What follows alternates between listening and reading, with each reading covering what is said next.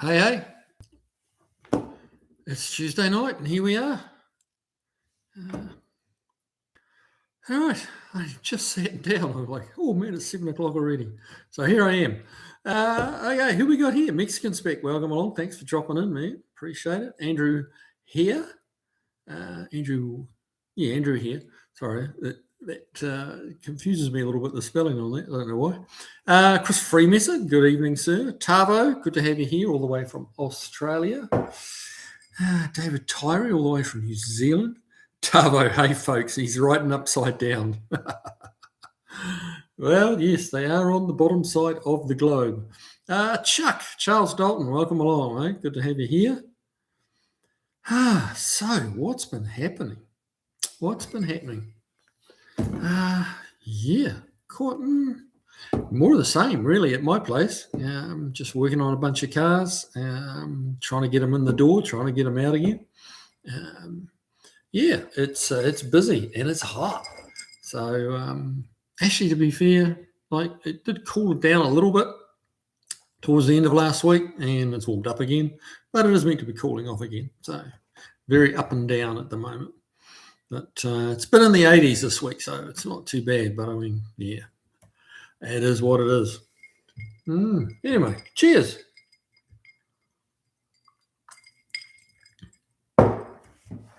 Now, so David Torrey, no, it's cold. Yeah, I saw a thing come across my feed today, and it was snowing in Wellington. And some guy was skiing down the steepest street in Wellington or something. It was like, good Lord, that's pretty wild. Wasn't a lot of snow, but it was snow. Yeah. So different sides of the planet, man. Yeah. So what's been happening at work? Let's see. We're working on the Alpine, obviously.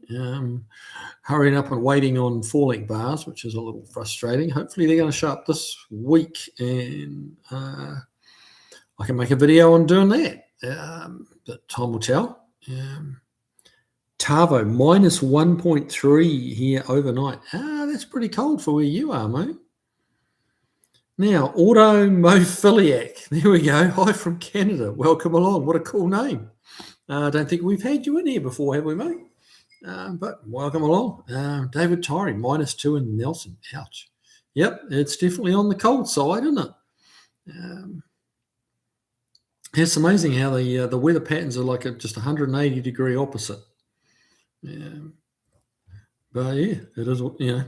That's the way the world revolves, I guess.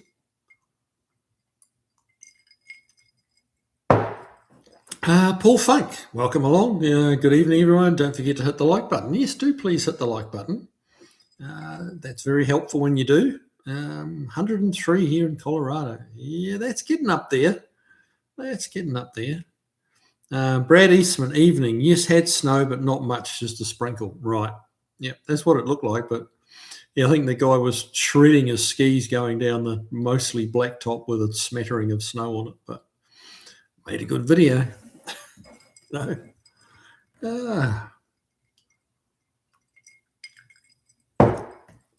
So yeah, Beagle Bob, got my beverages all sorted out now. Well done. Very good. That's an important thing. You've got to have the right lubricants in hand to make for an enjoyable evening. Yeah. What you drinking tonight, Beagle Bob? Some sort of bourbon, I'm going to guess at. Anyway, keep getting interrupted. No, not interrupted, but sidetracked is a better word. Tavo, coffee here. Oh, mate, I guess it is a bit early. Yeah, I mean, I'm definitely a coffee man in the mornings. It takes a little bit to get me kick-started these days, but that's how it is. Yes, the shop. What have we got in it going at the shop? Well, if you looked at the post that I put up for this live tonight, that's 1960 Buick Electra, which has been sitting around for a couple of weeks now. We just haven't got to it, but that's coming in very soon. We've got another Mustang we're doing brakes on. Surprise, surprise. Got a lovely old 67 Corvette, a yellow one, which you may have seen in the background. And yeah, there are the regulars, Swiss cheese and old red, the red 68 fastback that's fixing to go home very shortly. Just got to get to that one as well. It makes everything else, but yeah, hopefully things are, things are starting to taper off a little bit now. I've got the bookings under control and getting it, juggling that balance between not saying no and saying yes to jobs and actually being able to get them done is more challenging than you might think, because things always seem to, even though I know, I'm very well aware that things always take a bit longer than what you think, it's still, I haven't been factoring in just how much longer. And then, people add stuff to the list, and while it's there, you may as well do this. It's like, okay, I'll do that between 10 and midnight, shall I? But, don't want to complain. It's better than being, deathly quiet. So, yeah, it's all good. Now, where were we?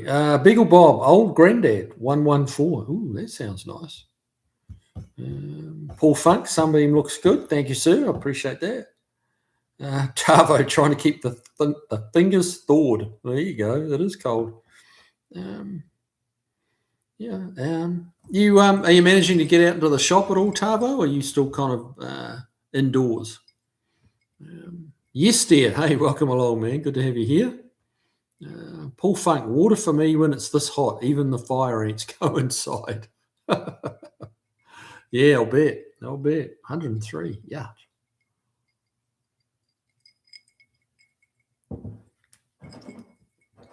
David Tyree, talking to a guy in Natchez one trip years ago. We were in the middle of summer and they had 8 feet of snow in Natchez. Wow. Dan's Garage. Hey, welcome along. Hi all, what brand of coilovers do you like? Like the Chevy truck video. The ones we put on that were Viking. Actually, it was a mixture. It was Vikings on the front and Pro Shock on the rear, and that was just the way it worked out with lengths and sizes and stuff like that. But yeah, the Vikings are very nice. Not the cheapest, but pretty good, double adjustable and all that sort of stuff. I wanted to go double adjustable on the front, so yeah, we Vikings front and Pro Shock on the rear. Tavo, doing a bit of shuffling of parts and tools, nothing too dramatic, boxing stuff to get rid of. Okay, yeah, it's a shame. So any chance you'll get back on your Pacer clone? Clone's a bit of a negative word, but the closer Pacer Tribute car you were working on. Brad Eastman, it's a Kiwi thing. We are taught to say yes and work out how to do it after the fact. Ain't that the truth? Yeah.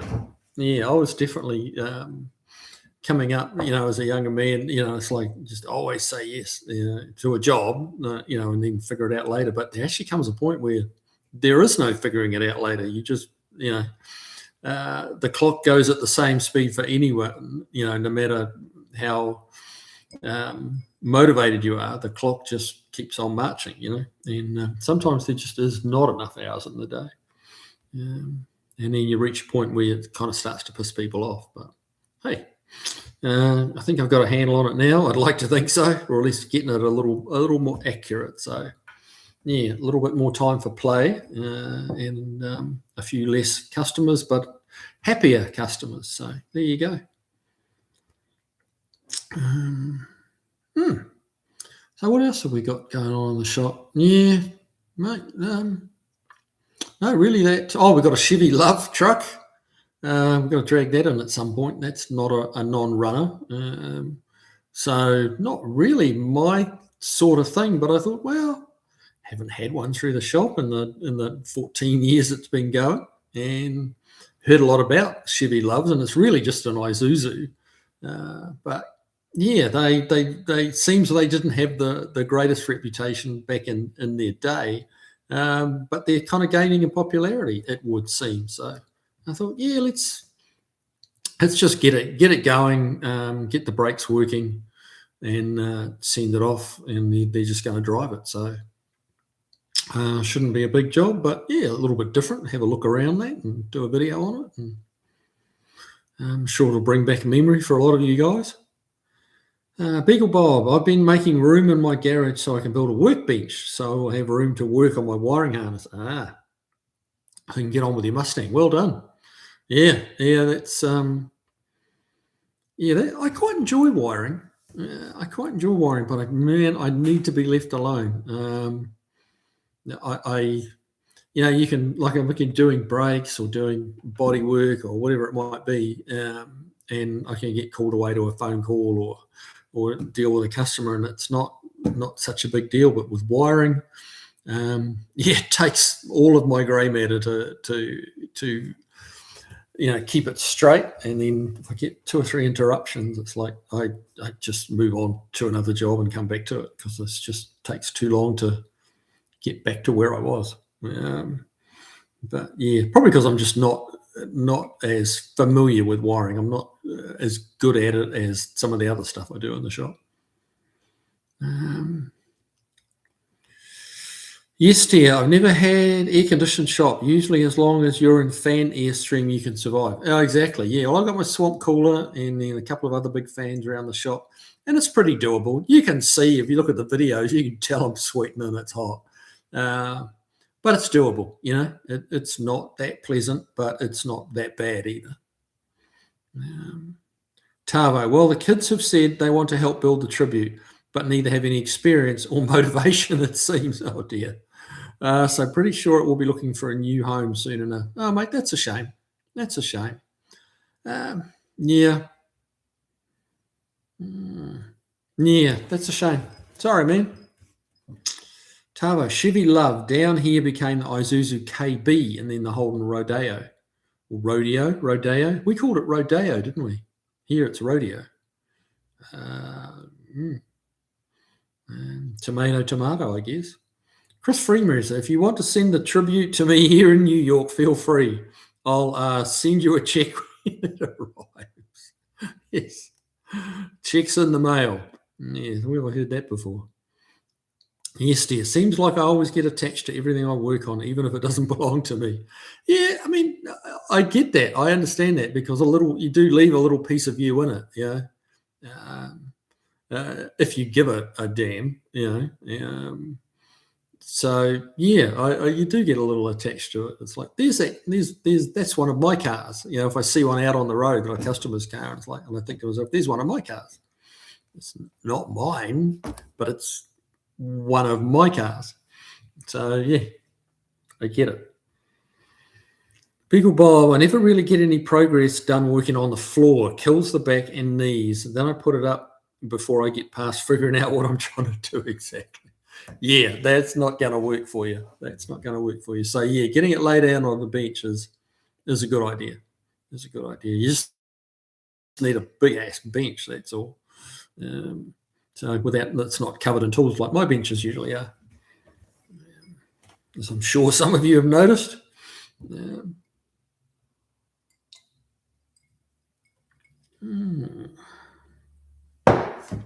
So yeah, and then coming up soon, we're going to get Steve's Oldsmobile into the shop. That's happening in the next few-ish weeks.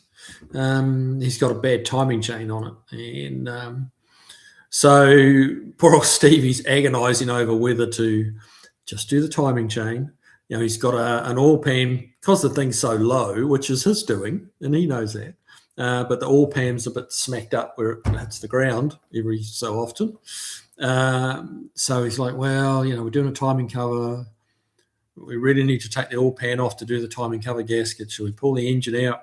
If we take the engine out, we should probably take the exhaust manifolds off, because he's got a twin, like a factory twin exhaust manifolds for it. Because the Oldsmobile has a weird setup where one of the exhaust manifolds, I can't remember which side, goes across the engine and into the other exhaust manifold, and then one exit out that exhaust manifold. So, they're a single exhaust manifold system.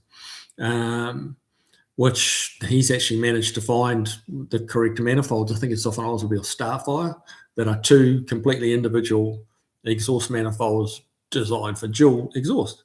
So he wants to put those on, but he's worried about breaking manifold bolts. And so he's kind of overanalyzing it a little bit, but we'll get it figured out. I just said, just bring it in, pull the timing cover off, and then we'll figure it out. If the rest of it looks pretty easy, then we'll carry on. Try undoing the manifold bolts. If they all come off, they come off. You can swap them over. If one breaks, well, that might be the sign that we need to pull the engine and, to get to the broken off bolts and, whatever other issues we're having. So, it's like, don't overthink it.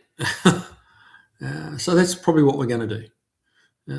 Paul Funk, I miss the Joe Isuzu commercials. Damn, I'm showing my age.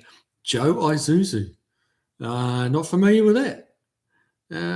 Buddy Caro, took my car for yearly inspection in Massachusetts today. Anybody else have to do it where you live? Not here, mate. Anyone that you can see on here that's from New Zealand? Absolutely, they have to. And it just went to 12 months from every 6 months.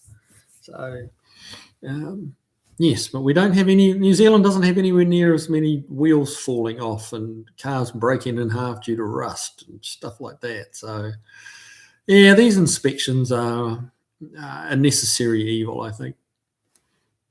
Charles Dalton, wiring. I have to turn the shop radio off, full focus, but I'm only partially colourblind. So, mate, that makes it hard.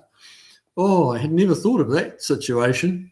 Colorblind and trying to do automotive wiring. Wow. Wow.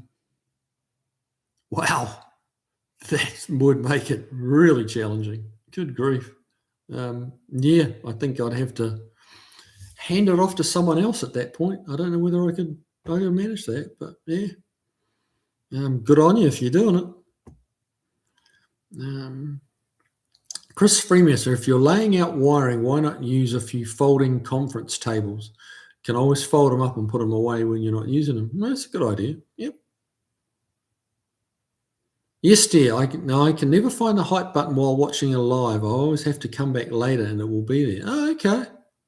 Huh. I didn't even know you could hype the lives. Okay. Interesting. Brad Eastman, I was going to say every time I build a bench, it quickly becomes a shelf. Yeah, I can relate to that. Oh, absolutely, I can. Yeah. Anything that horizontal becomes a shelf.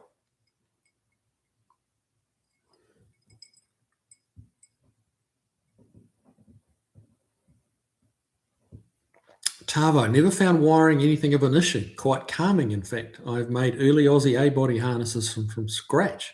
Wow. That's interesting, eh? I mean, we're all just wired, no pun intended, we're all wired a little differently. And like math, like complicated math, some people it's just easy. And then there's the rest of us that it's not so easy. But yes, certain things just make sense in certain people's brains. And clearly you're one of those where it comes to wiring. Like installing a wiring harness, I don't find that hard, but like trying to get into wiring and trace issues and stuff like that that can be a little more challenging. But installing a harness, admittedly a pre-made one, universal, generic sort of harness, but orange with a blue tracer goes to the left rear, orange with a red tracer goes to the other side, like that's relatively straightforward. It's just really where I don't like being disturbed is where you forget where you're up to. And there's this spaghetti of wires that you're trying to run. And it's like, which bit was I doing? And that's where I find it a little frustrating, but and I'll often, many's the time I've done wiring harnesses on a Saturday and I just drop the doors, lock the doors, turn the phone off and just go. Or at least put the phone on silent. I find that it's just easier to be focused. Gunner Y1Y. Cheers, gang. Cheers to you, mate. Thanks for dropping in. Gee, Brad Eastman. That's pretty normal in backyard shops. Yeah. Todd Denier, welcome along, sir. How you doing? How you doing?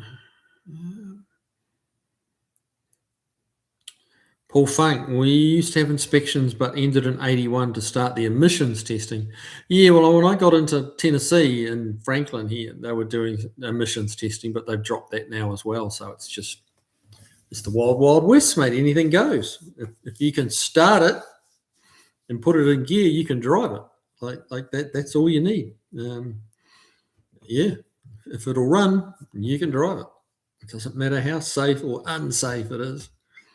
And I don't know that that's the right way to go. I really don't. Some of the POSs you see driving around on the road, it's like, good Lord. But anyway, it is what it is. Andrew Nodwell, Barry Crump and Toyotas. Yes, now definitely remember that. They were classic ads. They were great. Beagle Bob, I'm going to build some shelves to buy the beach a bit of time. Plan on 8x3. There you go. Whoop, show up the page again. I'm obviously getting behind. There you go. Come on.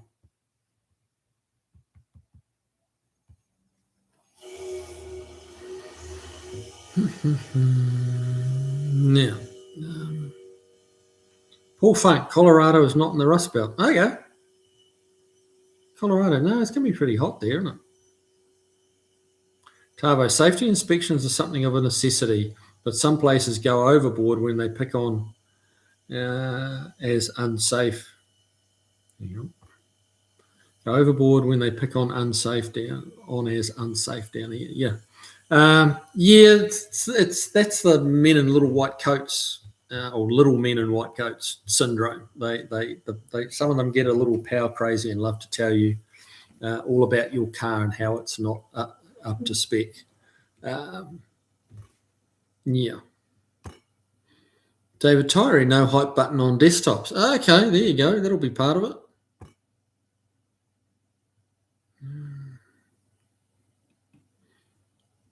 Brad McGeorge, 8518. Hi from Vancouver Island. Hey, welcome along, mate. Good to have you here. I think you're, I don't think I've seen your name before, so yeah, good to have you here. Tabo, even the VG Valiant bootlet trunk becomes a shelf. Absolutely it does. It's horizontal, so yeah, it's fair game. It's fair game. Beagle Bob, every time I park my lawnmower, it becomes a table. I swear tools are multiplying. Yeah, or the room's shrinking or something. I'm not sure. I think the room might be shrinking. Gunner, in Manitoba, Canada, safety inspections are only done when the vehicle is being sold. Okay. They must pass the safety to be registered and insured. It's not a bad plan. It's really not.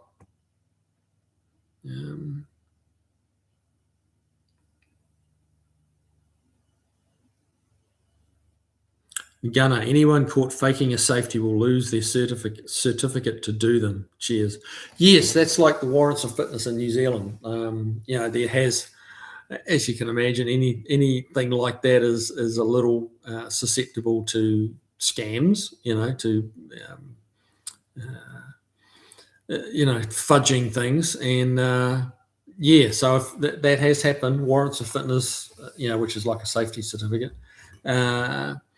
Have been sold, for quite a bit more than face value over the years, and people have got caught and stuff like that. And they actually bought a thing in where in the earlier days, like prior to, computers and all the internet and stuff like that, nobody really knew what the other stations were doing. But now, across all of New Zealand, all the places that do warrants of fitness are all linked by computer. It's a program you have to go into to be part of it. When you get your when you're registered to do the inspections, it all goes into a completely linked one end of the country to the other. So if you get if you fail a warrant of fitness, you can't drive 45 minutes to another small town and try and get a warrant of fitness again. The system shows that you've already failed, and you can't take it somewhere else to try and sneak through.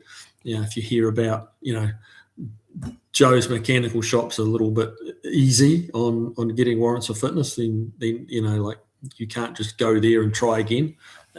You're in the system, you're locked in as being failed, and you have to fix whatever you failed on. And then the other thing is too, if you're a shop doing warrants of fitness and you don't have enough, they've worked out the averages of how many cars typically fail per month. Given per, I don't know, per, I'm not sure what the numbers are, but per 100 cars that you test, it's expected that you'll fail a certain percentage. I don't know what the percentage is, but that's not that important. The fact is, if you don't fail enough, then they come looking and just saying, why aren't you failing this many cars? Like, you're being too easy on your inspections. So I had a mate of mine that had a workshop, and he did warrants of fitness.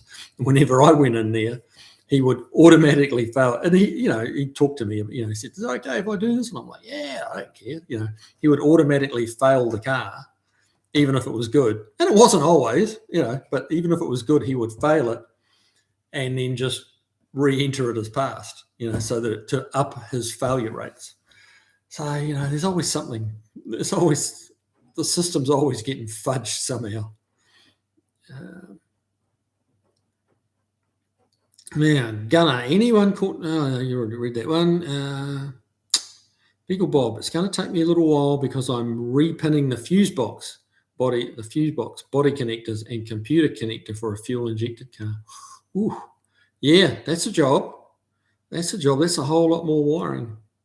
Man, good for you. Good for you. I'm not sure I'd want to do that.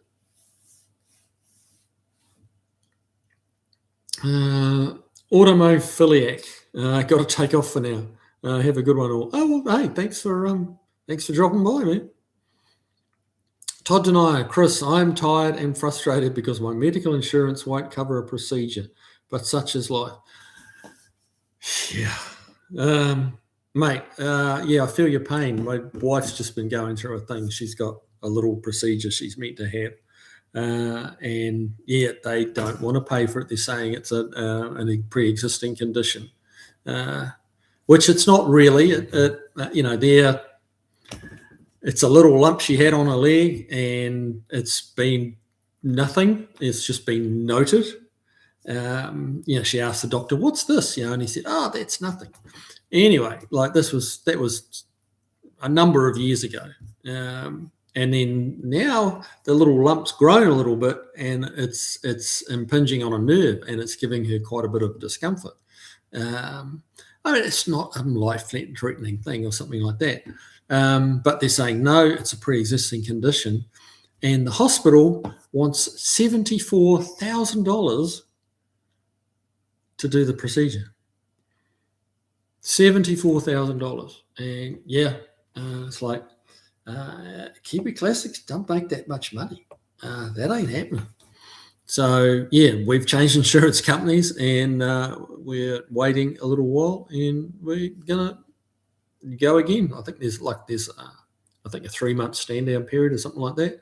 So she's just got to suck it up, and which sucks. That the medical system in America is broken.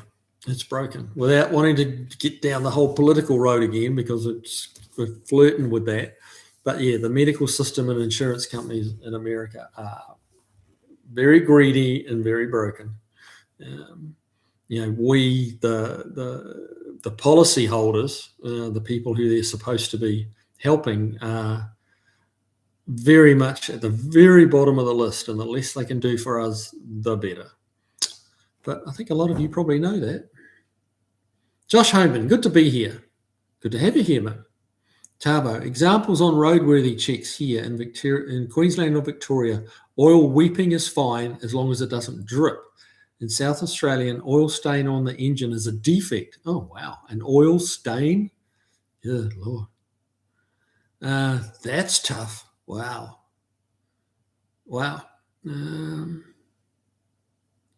Paul Funk, when the inspection program ended, it killed the glass business due to all the winter road treatment. I'm on windshield number 4 in my 97 Ford van. Oh, okay. So you have to have an intact windshield to get a safety.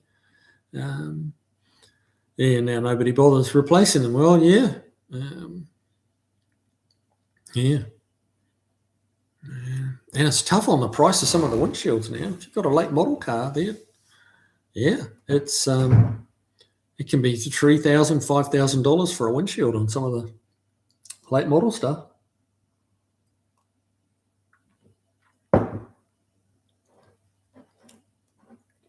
Dave, safety, good brakes and steering a must. Agreed. Decent tyres. Agreed. And most of the lights work most of the time. Send it. Well, yeah, I don't think there's any reason you can't have all the lights working. That's not an expensive thing, really. Typically it's just bulbs and stuff like that.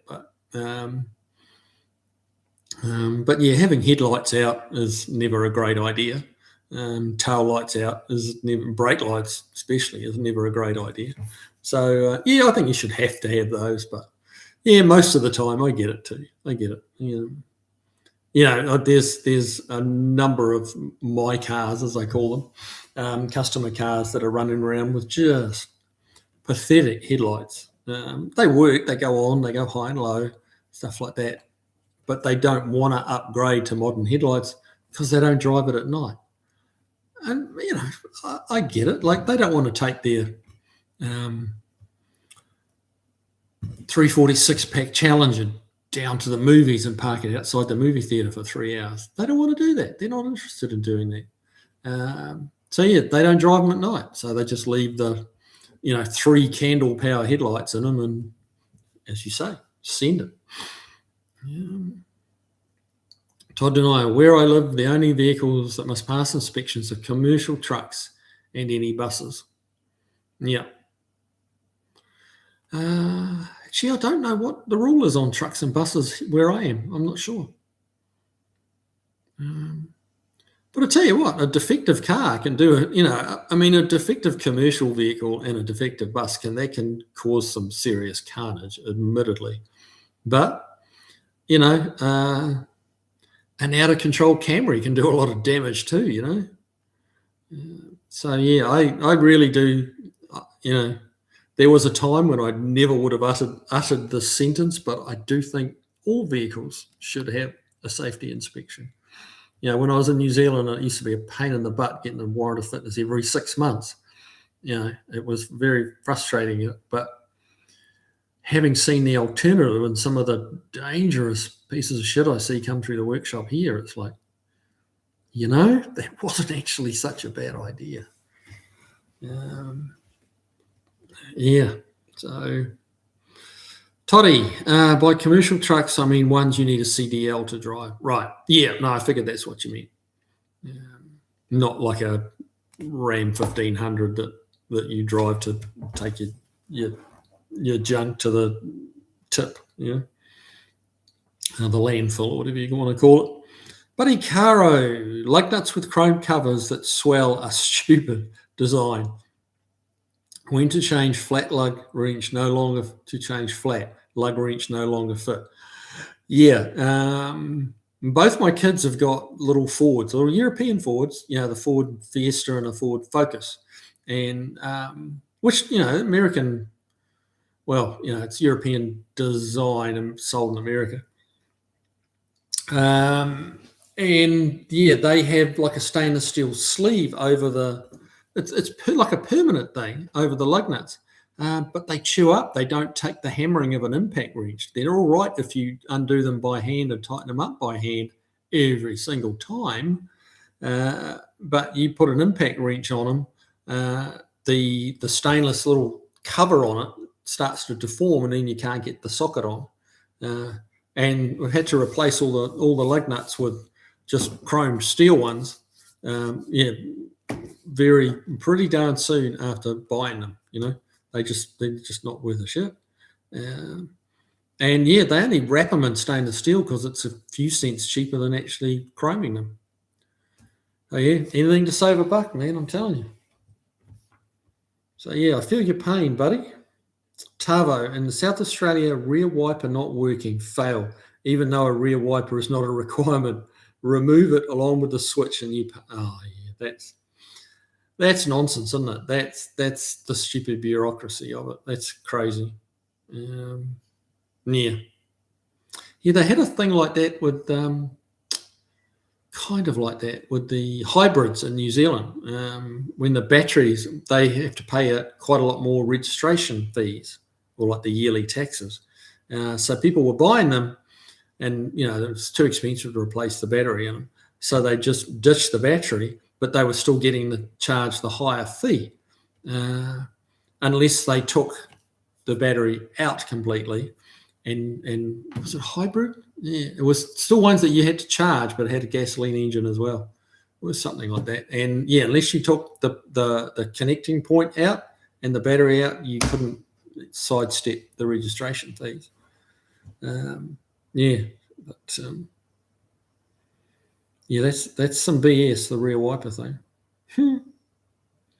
Andrew here, New Zealand. There are inconsistency with warrant fitness inspectors. We took the Daimler to 3 different garages, and each garage picked up different issues, but all missed the broken engine mounts. Oh, really? Wow. What sort of Daimler is it, mate? Buddy Caro. Driveway of Misfits, Buddy Caro. They make special sockets for those, an extra 0.5 millimeter in size. Ah, really? That I did not know. That makes sense. Huh. Now,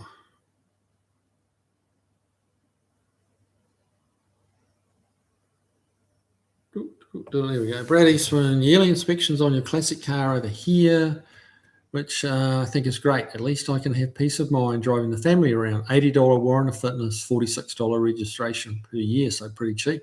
Wow, $46 a year is very cheap. The warrant of fitness is getting up there, though, isn't it? I remember when it was $10. Wow. At least they've changed it to every 12 months now on classics in New Zealand, but $80 every 6 months was like, damn, for a car that's probably done 500 miles since its last inspection. Gunner 74k. Oh my god, I feel for you. That's just criminal. It really is. It really is criminal. Yeah. Because the insurance company doesn't. When they pay the bill, it's nowhere near that much. Nowhere near that much. But so it's the hospitals gouging you. Chris Freemus, I thought the Affordable Care Act made it illegal to be denied coverage due to pre-existing conditions. No, sir, it does not. The Affordable Care Act has been changed, and that you can definitely be denied coverage. There's certain, hang on. This is where it gets a bit complicated, and I'm a bit out of my depth, to be honest, Chris. But depending what policy you have and stuff like that. And my wife's much more up on this than me, but depending on the insurance policy we had, they absolutely could deny us. That can be denied coverage due to. So it's a different thing being when you apply for your insurance and say no. If they're going to say no, I think they can't do that. But it's so complicated and convoluted. But we already had coverage, but they just denied that one particular procedure. We still had coverage. If we had an accident and there was something else, like you caught the flu, you smashed your thumb with a hammer, that was covered. But they deemed this particular thing to be pre-existing. But I mean, it's just loopholes, because it wasn't really pre-existing. It kind of was, and it kind of wasn't. It was because she's had a lump there for a little while, but it's not been a problem. What took her back to the doctor was suddenly it became very painful, and this little lump has encroached on a nerve, and it's given her hell. So that part of it, the fact, the pain she was getting from it was not pre-existing. She hasn't been spending the last 5 years in pain.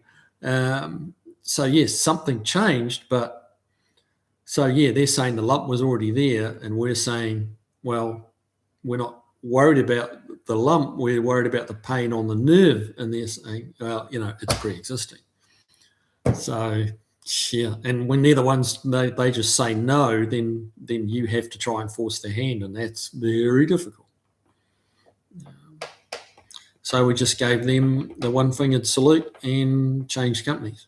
So yeah, which I guess they don't care that us going away saved them a bunch of money. So yeah, it's tough. Tavo, another issue here is some places not knowing what's what. One forum member had his VF Dodge Ute failed for no reverse lights. It wasn't built with them. Oh dear. Yeah, I mean, yeah, that's yeah. I mean, did he manage to get that straightened out, or did he have to fit reverse lights? Was he able to show them that it didn't actually come with reverse lights? I mean, it comes to mind obviously because the amount of Mustangs I do work on, but reverse lights were an optional thing, and some had them, some didn't, yeah, I think if you know how to decipher the body tag, it might. I don't even know then that it tells you whether it had reverse lights on the body tag. I don't think on a Mustang. Yeah, I'm not 100% sure on that, but I don't think you could prove one way or the other whether a Mustang came from the factory with reverse lights. So, unless you've got the original build sheet. So, what you going to do? Mopar man, hey, welcome along, man. Good to have you here. Chuck, when my wife was pregnant with our first, I had to turn down a job offer as her pregnancy would have been a pre-existing condition and we would have had no medical coverage for the care and delivery. Yeah, they just got you by the balls, don't they? That sucks. A pre-existing condition. Yeah, no, well, I mean, it is. I mean, they're right. It is a pre-existing. Conditions not really. Yeah, that's insurance companies for you. It is a pre-existing condition, but it's not really. I mean, she's not sick, but she does need medical attention. So, that sucks. Todd Denier, 74K. Holy crap! And I was frustrated over a procedure that cost 10K. I would be checking with a different hospital if I were you. Like I said, yeah, we went with a different insurance company, and yeah, it's obscene what they charge. It's really obscene. And bear in mind, my wife's in the medical industry, so she knows some things that the average Joe does not. But that was our situation: either pay the money, or we'll change insurance companies and give it a couple of months. And we're promised we won't be turned down. So yeah, time will tell. Watch this space. I'll let you know. Josh Homan, reasonable inspections are a good idea and should be mandatory. Some places go overboard though. Mate, it's always the way. It's always the way. New Zealand, I was a teenager first driving, you could pretty much build anything you want, any way you wanted, and if it had turn signals, a speedo that worked, didn't have to be accurate, just had to work, and lights, brakes, that was really it. And then the pendulum swung all the way the other way, where everything's got to be damn near perfect. So, and if you've got a modified vehicle, that's a challenge. So, yeah, it's a good thing, but yeah, places go overboard. And somebody's, justifying their paycheck by finding more reasons, more things to fail a car on. It's a challenge. Josh Homan, just read that one. Brad Eastman, my knee replacement was $32,000, paid for by ACC. $74,000 is bloody crazy. Yeah, it is. It is. And it's a true story, I swear. That's the number we were given. Yeah. Beagle Bob, I had an MRI without health insurance, and it was about 10% of what it would have been if there was insurance.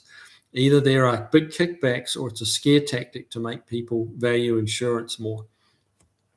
Well, this kind of, you're absolutely right, Beagle Bob. And one of the little not so well known about laws is that, like if you get turned down on insurance, you can't go back to the hospital and say, well, how much for cash? Because they're at that point then not allowed to discount the price. And that's a law that protects the insurance companies. So you can't, say you've got like a big deductible and you're talking about, so you think you can go back and get it for cash for less than the deductible. The hospital can't then discount the price. It's against the law for them to discount the price if you've already priced it through insurance. So, I mean, that just screams scam, doesn't it? I mean, like if you just rock into the hospital, say, I don't have insurance and get a price, it'll be very different. It'll be very different. But if you go in and say, here's my insurance, what's it going to cost? Then you're tied into that big number by law, which is broken. Back to what I said at the beginning of this little part of the conversation, the medical and insurance system is broken.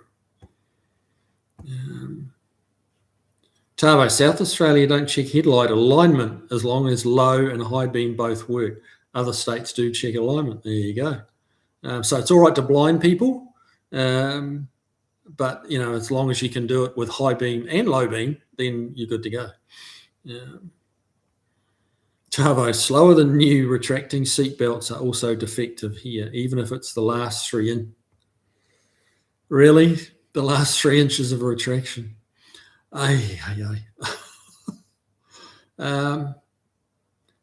is where they get a bit carried away, isn't it? I guess that falls over to the, it either works correctly or it doesn't. It's like, it either, it's not mostly correct. There's not a checkbox for the seatbelts are mostly correct. But there's not a lot of room for common sense. It's a tough one. Charles Dalton, Driveway of Misfits, thought the same about ACA. There you go.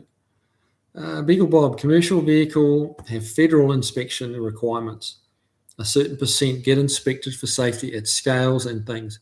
There's a record attached to the operator, and too many failures suspend CDL, commercial driver's license. Interesting. Didn't know that. Planet Wisconsin, welcome along. Good to have you here. Auto inspections, question though, not in Wisconsin. There's a lot more places in the States that don't have them than what do. Barry Cooter, hey, welcome along, man. Good to have you here. But more of the Kiwi contingent. Planet Wisconsin, you can get a frame with wheels registered here. There you go. Yep, they'll just take your money for the registration. They're quite happy. Yep.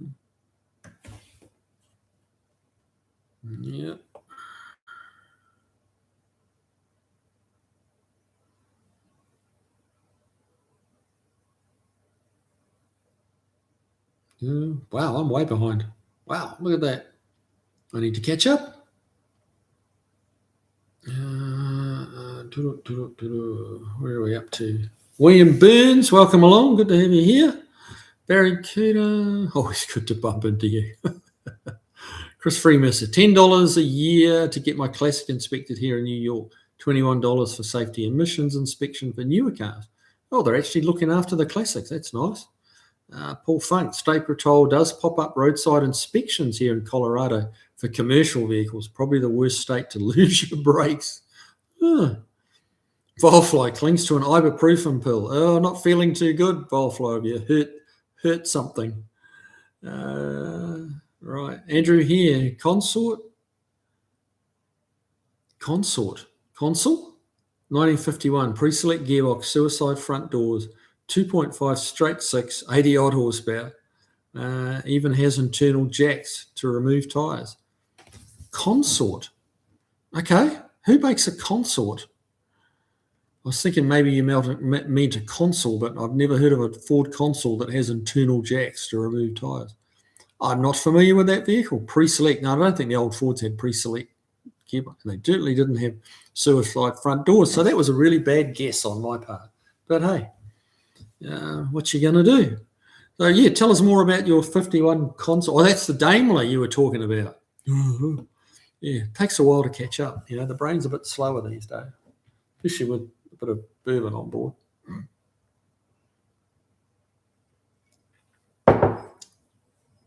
And built-in jacks. That's kind of cool. I have lots of crazy ideas, but I did think about something like that on the Alpine just for shock value, I guess. I also thought about putting those holes in the rockers that you see the rally cars. They jack the cars right up high, and they have these jack stands that plug in through the rocker, and you can put the car up on 4 stands, and you have the stands are not in the way of anything you need to work on.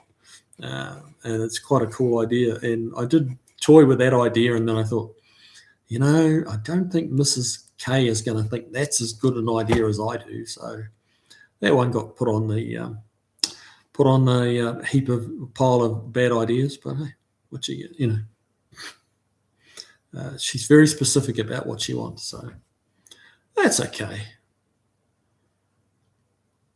Mopar, after all these years, we finally get out of the required state inspections come January 2027 here in Missouri. Yeah, well, don't expect the quality of vehicles to get any higher once they get rid of them. But I can understand why you're glad to be out of them. But there's a yin and yang to it, mate. Then there's a price to be paid one way or another. Volfly, that's not much of a meal. Ibuprofen. Well, no, not really. Tavo, historic retail here seems cheap, about $90 for any 90 days in a year. But then you add $20 for the logbook, whatever a club charges to be a member, and then a mandatory number of club attendances. Oh, wow. That's a little bit over the top, isn't it? Wow. So you have to have a logbook, and you just have to write out your own logbook, or do you have to get a club member to verify it? Then a mandatory number of club attendances. How do they police that? That's crazy. That's a little autocratic, isn't it? And Chris Freeman said, Volfly pork chops tonight? Oh, probably. Volfly, pulled tooth, hole is not filled up yet. Ouch. Yep, that'll require some ibuprofen. Had a burnt end. Oh, I think I know. Like that's the tips. Yeah, burnt end sandwich with a fork and knife. Oh, that sucks. Tavo, the Dodge Ute ended up passing at another station. At least we can do that here. Yeah, you can't do that in New Zealand. Volfly, I don't think dentists are handing out antibiotics anymore, double the healing time. Oh, wow. That's crazy. They used to, didn't they? Todd Denier, Volfly, ibuprofen by themselves do absolutely nothing for me. 20 milligrams of hydrocodone barely touches my pain. Ooh, wow. That's a fairly heavy dose. Whew. Wow. Buddy Caro, guy inspection today was lost. My 68 Buick didn't have an 18-digit VIN number. Yeah, well, wait till he gets a Mustang in. Yeah, that's going to throw. Yeah, people can't think outside the box very much, do they? Volfly, I took 3 ibuprofen, real good at bringing down swelling. There you go. Beagle Bob, I'm going to have to remember I need to find the reverse light wire in the body harness too. Yeah, you will, mate. Yeah, That's going to be frustrating if you've got it all wrapped and then you suddenly remember you go to plug it in and it's not there. Eee, that would suck. Mopar man, Devil's Claw at the health food store in pill form works great as a pain reliever. Devil's Claw, never heard of that. We'll find you a clump of solid white flowers that grows in the dark part of the forest in the US called Indian pipe. Okay, you learn, well, yeah, see, you come to Tuesday Night Live with Kiwi and you learn all sorts of strange shit. Indian pipe. Yeah, I've not heard of that one. Since you're a US citizen now, when does Medicare kick in for you? When I'm 65, which is pretty darn soon. So, yeah, that'll at least be a little bit cheaper for insurance. Yeah. So, yeah, I do get the benefit of that, and we'll see how that works. Todd Deny, Volflight tastes nasty, but flush the wound with the original listening. It speeds healing, but tastes terrible. Listening? Listerine. I'm guessing you mean Listerine. That's some good shit. Listerine's good. Volfly, need to find the turmeric pills. They work good at bringing down inflammation. Huh. Yeah, Dave, Medicare starts at 65. Yep. Later this month, mate. Guys, I'm 65. It's the big 65 for me. Hard to believe, but yeah, doesn't seem very long ago I was 25, but yeah. Beagle Bob, I don't think I've ever had antibiotics from the dentist. I remember getting a syringe to put jelly in holes a few times a day for a few days. No, I've had antibiotics from the dentist. Yep, absolutely. Volfly, already using mouthwash, it helps. Mint flavour kills pain too. Menthol. All right. Mopar man. Then put the Indian pipe in a mason jar, fill with vodka, and wait for it to turn to a light purplish pink, and you can use it as a non-habit forming painkiller on toothaches or open wounds. Well, there you go. Just got to find the Indian pipe. And what is it?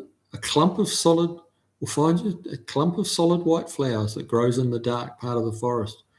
That sounds like something you hear in a fairy tale on bloody Shrek or something. That's a bunch of... How are you supposed to see white flowers in the dark? I mean, if the Indians did it, then I'll bet you anything it works. They were pretty good at that stuff. Volfly antibiotic jelly or Bondo. I can help you with the Bondo, Volfly.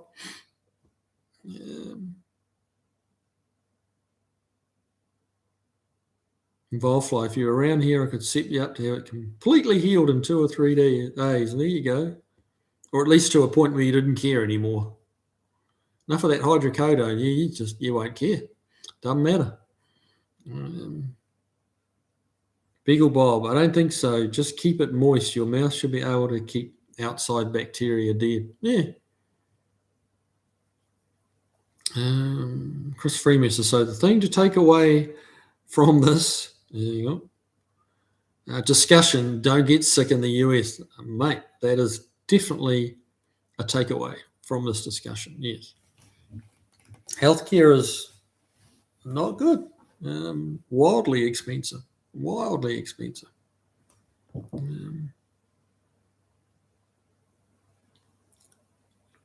Volfly, well, it's also the other teeth resettling after the sideways wisdom tooth removal. Yeah, that's gonna. Yeah, you're gonna be enjoying that. For a little while now. Yeah, you've got a bit to deal with.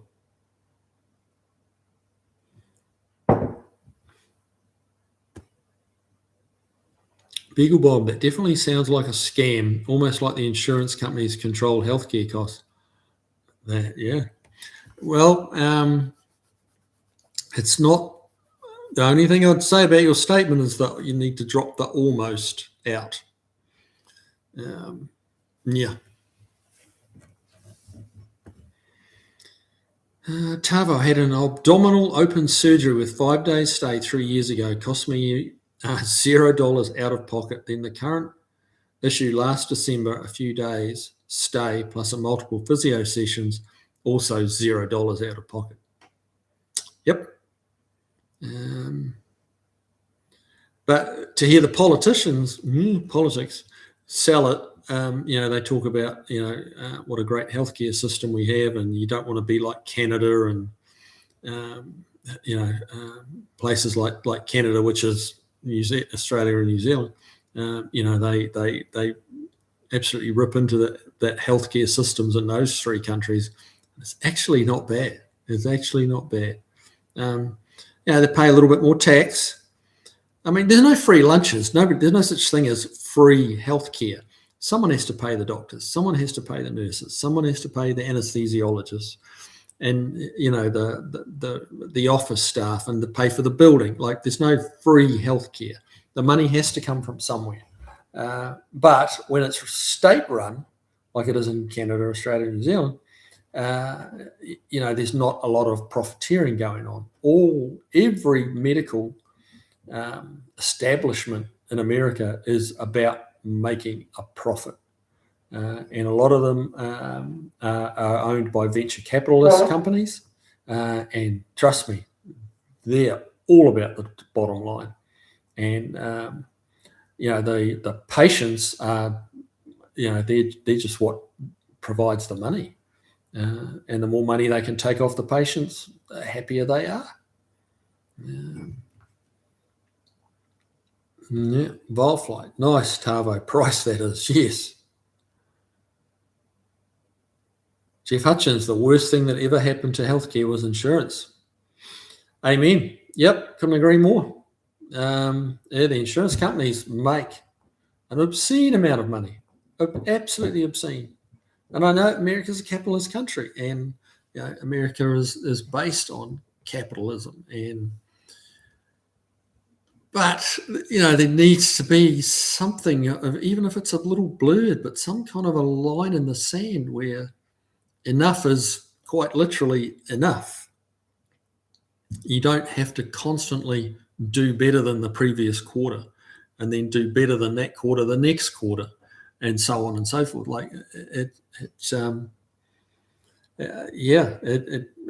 they're being driven so hard to make good profits that the reason they're there, which is to provide healthcare, is very much secondary. But man, I'm sounding like I'm on a political rampage, aren't I? A political rant. Barracuda, my father got a new knee fitted. It didn't cost him anything. Whew. Yeah. Well, you'd be staggered if you knew the cost of my new knees. And that was an accident. So, like in New Zealand, anything that happens to you through an accident is completely covered by the Accident Compensation Corporation. They pay for everything. Yeah.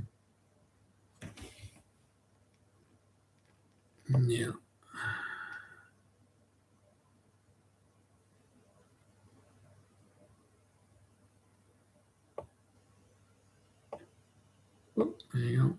Wow, I shot up the page again. I've got to figure out how not to do that.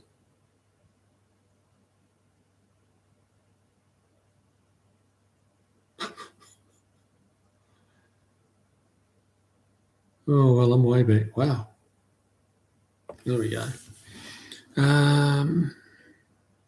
Volfly, gentlemen, we can rebuild him. There you go.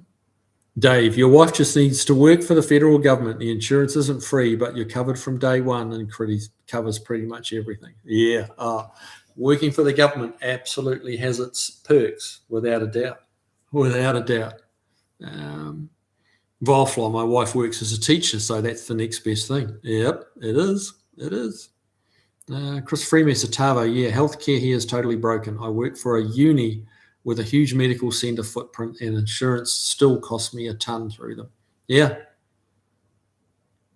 Barracuda, I miss what it is that Kiwi needs done. Barracuda, it's actually Mrs. K. It's the wife. She's got a little lump on her leg, not cancerous, nothing kind of scary or to be, about, but it's grown a little bit, and it's impinging on a nerve, which is, given her fits and sharp shooting pains and stuff like that, because it's messing with the nerve that runs down her leg. Insurance have declined it because it's a pre-existing condition, because it's been a lump that's been monitored for about 5-6 years. They've known about it and they're just going, okay, well, it's not doing anything, so don't worry about it. Now it's suddenly started doing something. And so they're calling it a pre-existing condition and they won't cover it. And it's $74,000 to get it done, which is obscene. Barracuda, America seems to be a tough place to live in some. Oh, it is, yeah. I mean, there's no perfect place. There's no nirvana, like it's some things are really cheap in the States. Some things are really expensive. Taxes are lower. Medical costs are way higher. Well, we pay for three of us, and we're on a reasonably cheap setup. That's $1,500 a month for medical insurance. Less another $6 or $7,000 of deductibles and shit like that. It's costs you a lot of money each year to be healthy.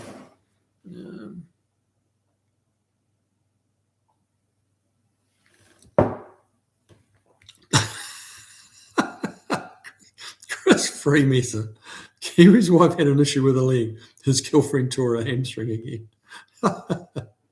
Cat fight, you reckon? Yeah, no, mate, I don't have enough. No, you've got me all wrong.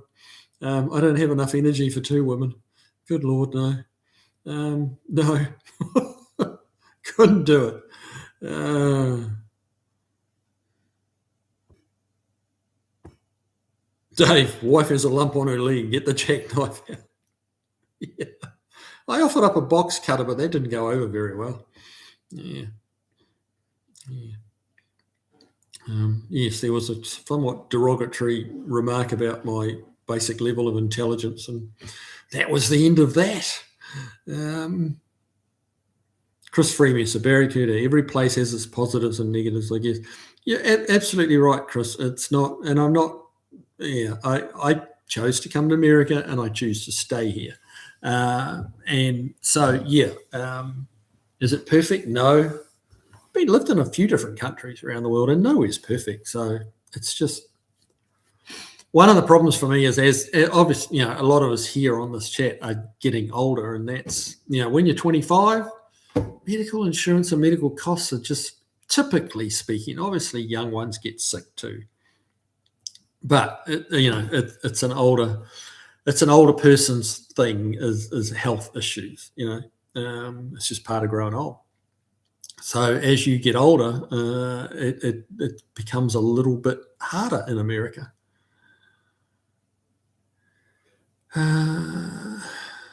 Barracuda, if an American tourist or tourists from anywhere need a medical care while here, the cost is automatically covered. Yeah.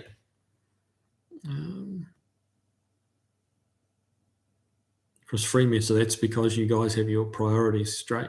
Yeah.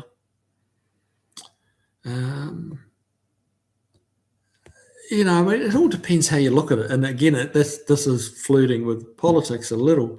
You need a healthy population that works and doesn't cost a lot to maintain health-wise, to have a healthy economy. But if everyone's scared to go to the doctor, scared to go to the hospital, doesn't want to get things done because they can't afford to, you end up, it doesn't help the overall fitness or health of a population. So, when I was in hospital with my legs, when I had my accident, the care was excellent. You had your own room, TV, cable TV, the beautiful and clean and quiet, and it was great. You couldn't fault it, but holy moly, it was expensive.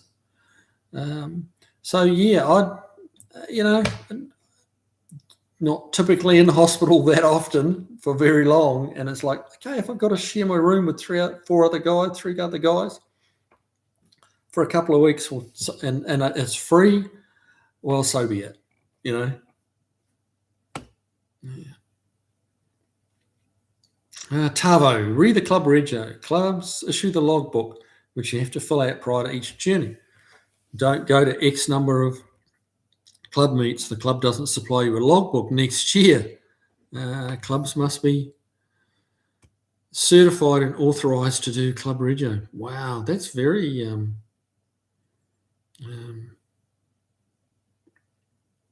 what's the word I'm looking for?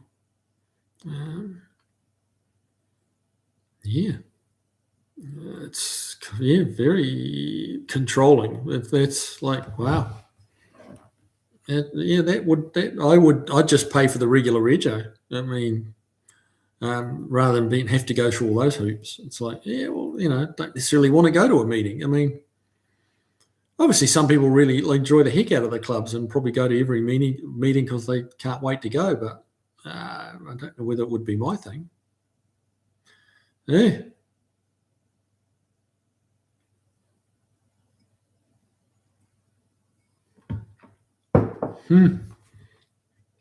Chris Freeman, a Barracuda also insurance coverage varies depending on if the provider is in network or out of network.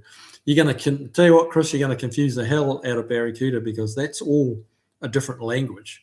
There is no in network or out of network, and deductibles and co-pays and all that stuff was just, when we got here, that's just another language. Like none of that we'd ever heard of before. We didn't know what any of it meant. We've learnt. But yeah, in network and out of network, that's Barracuda probably has no idea what that means, and I wouldn't expect him to. He might, but I wouldn't expect that he does. And that's not in any way a slight on Barracuda whatsoever. I mean, there's no reason to know that stuff when you live in New Zealand. Jeff Hutchins, we've never had inspections in Oregon except for Portland. Accidents are caused by careless driving 99.99% of the time here, just like everywhere else. Giving up freedom for security gets you neither. Yep. Okay. Yep. Yeah, I mean,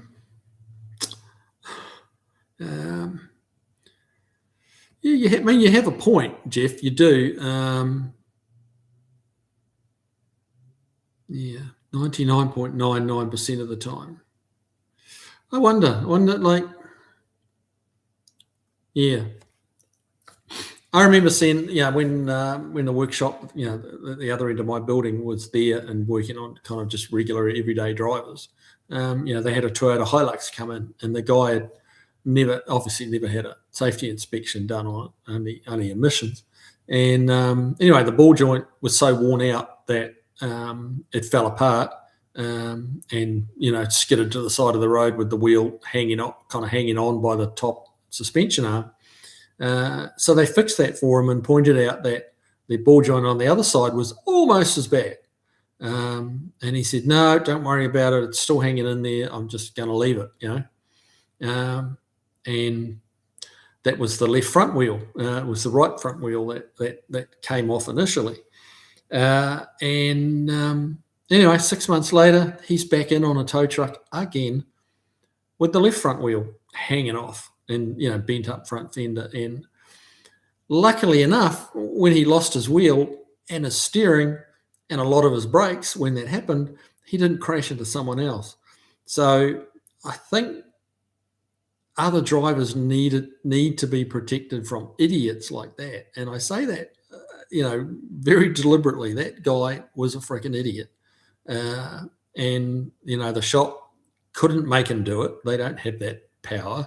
They couldn't tell on him to anyone because he wasn't doing anything wrong technically. But he was literally an accident waiting to happen. And it was just dumb luck that he didn't get someone else involved in it. So that's where I kind of think, well, the inspections would have failed him, and that, well, not him, but that car, on both ball joints before they fell apart on the road, and he would have had to fix them both sides. One, it would have saved him money, it would have saved him inconvenience, and possibly saved someone's life. That could have been, if he crossed the centre line on a dual carriageway because his left front wheel had not come off, but almost come off. That's a heavy price to pay. So yeah, don't know. I giving up freedom for security gets you neither. Yeah, I hear what you're saying, I do, but there's a place for both, I think. But exactly where that line in the sand is that's a little grey. But having nothing, I don't agree with. I think there should be some level of safety inspections. I do. Barracuda. Does Kiwi have a wife and a girlfriend? I never thought of me as an immoral man. Like I said, I don't have the energy for both, or the inclination for that matter. But no, definitely don't have the energy for two of them. Good Lord. No.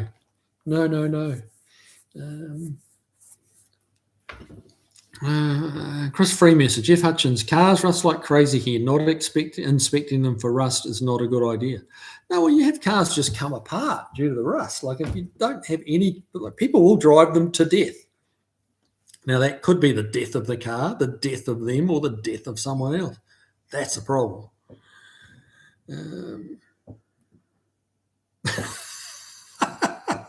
Chris Freemasser, well, he is from the North Island.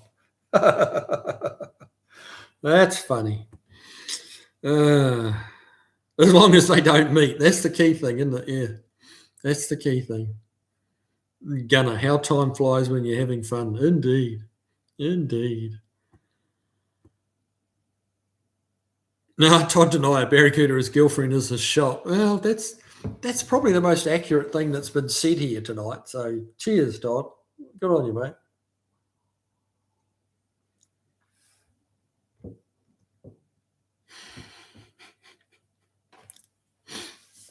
Volfly, that's funny too. You guys are on a roll tonight. I should probably pick up some of the spicy candies and become a temporary astronaut. Oh, imagine that. Oh, yeah. Mopar Man, there's YouTube videos on the Indian pipe flower and using it for painkiller. Wow. I'm guessing it doesn't. Does it get you any kind of a high, Mopar Man? Because I would have thought if it did, we'd know a lot more about it. But I've never heard of it before, so maybe it's just a painkiller. Because if there was any kind of buzz to it, like a lot of our pharmaceutical painkillers, then it would be a different story, I think. Jeff Hutchins, understand the idea of inspections for safety. Nice idea, but prefer not. People cause the vast majority of wrecks. I would say newer cars have more mechanical cause accidents than old cars. That's an interesting one. More mechanical cause accidents than old cars. Not sure how you'd quantify that one, Jeff.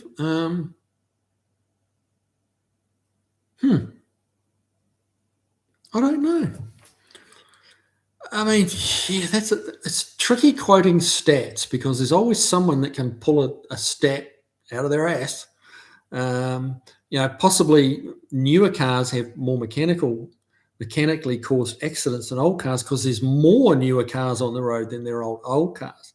And then this is where the statisticians go nuts because it's like, okay, is that based on per 1,000 miles driven, per 1,000 new cars versus, how many newer cars are on the road versus older cars, and at what point does that year, what makes it a newer car and what makes it an older car? Is it, newer than 2021, a newer car, or 23 or 25 or 2010, is that a newer car? And is an older car pre-1950 or pre-1960 or 40? And some statistician is going to have a number for all of those and just be able to baffle you with science. That's been my experience. So, yeah, but if there's 1 million newer cars on the road and 500,000 older cars, well, the older cars are on that stat. On face value, is they're on a hiding to nothing, aren't they?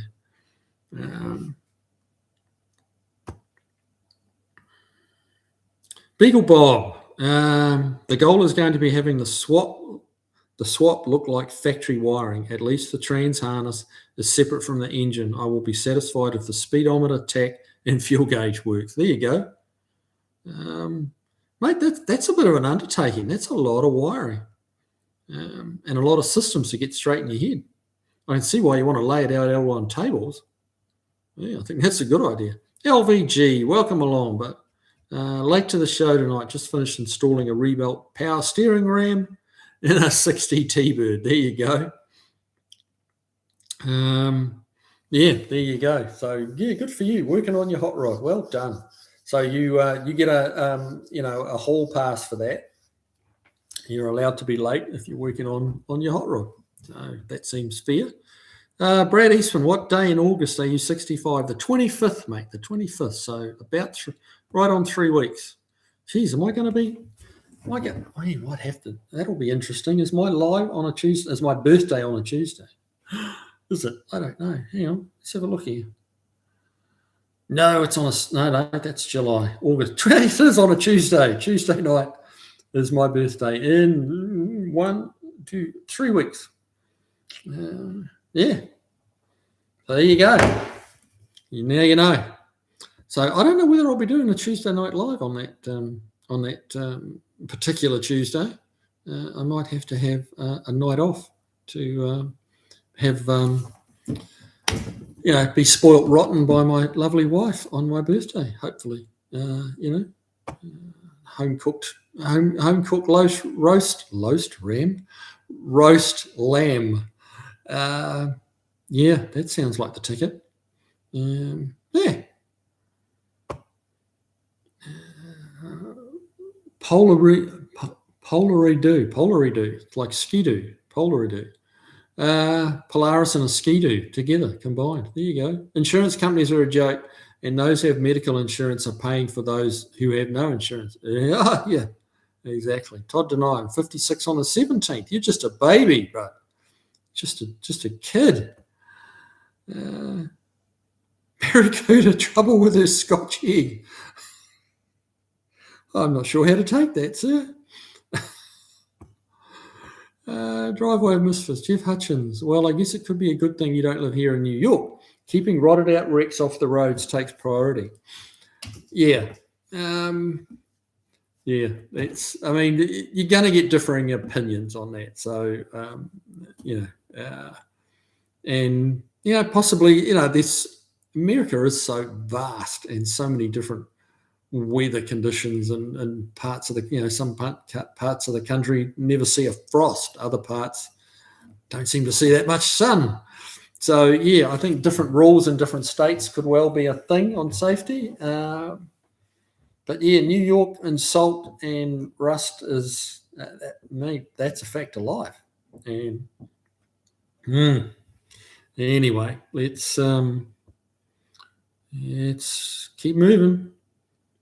Well, someone started, so there you go, Gunner. Buddy Karen had to put a convertible top up to pass inspection. Told me he can't pass it with the top down. Makes no sense to me. That's just somebody who's a little bit too full of his own importance and, making up shit as he goes. That's bullshit. I'd want to see the paragraph in a subsection, clause A or B or whatever it is that says a convertible has to be able to put the top up. He's making that up. Is my belief.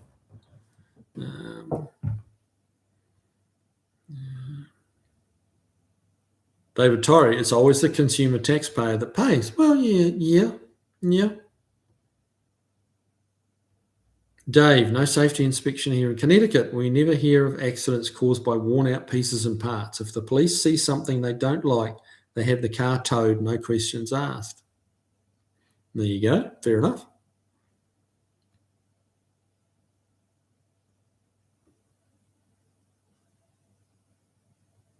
Beagle Bob, well, the money doesn't have to come from anywhere anymore, but that's getting into a political rabbit hole.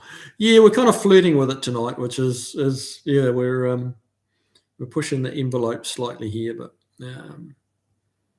it is what it is. Tavo, 2% on top of income tax above the 18,000 income to pay for Medicare here. Wow, 2%. Which shows you that's an indication of what the real cost of medical is. One of the companies my wife worked for quite a long while back. If she's watching, she'll be worried I'm going to say something out of school, but I don't think I am. But anyway, they were looking at expanding their company, big company, offshore. So they looked at Australia and New Zealand to go set up hospitals over there. And they looked at it, they did a study, and they said, absolutely not, forget about it. They don't make anywhere near enough money for us to be interested in, going to Aussie and setting up shop. They just, it wasn't even close. It was like, are you kidding? No way. And that idea got canned. So they refocused their energy on getting more hospitals within the States, because the money the money they were used to making just was, it didn't matter how they ran it. There was not going to be anywhere near that kind of money or return, ROI, return on investment. So they flagged it. So that should probably tell you something. Paul Funk, I'm lucky. I turned 59 tomorrow. Happy birthday, sir. And I've never spent a night in the hospital or jail. There you go. Well, I've never spent a night in jail, but I have spent a few nights in hospital. So there you go. You're doing better than me, sir. But you're 6 years behind me. So, your day might come. Hopefully not, but, that didn't sound very good, did it? I was meaning jail, obviously, not medical. You might just get caught for that, something you're doing. Gunner, you're correct. Nothing comes for free, but I'm 72 and never paid anything for medical here in Canada. Yeah. You might have to wait a while for some things that are not super urgent. But, shit, if you need something in Franklin, Tennessee, if you need something done on your classic car, if it's not super urgent, you're going to have to wait a while, So I guess it's similar, like sometimes some of those little medical things you need, you can do without them for 6 months. So, yeah. Yep. Up the page we go. Come on, play the game.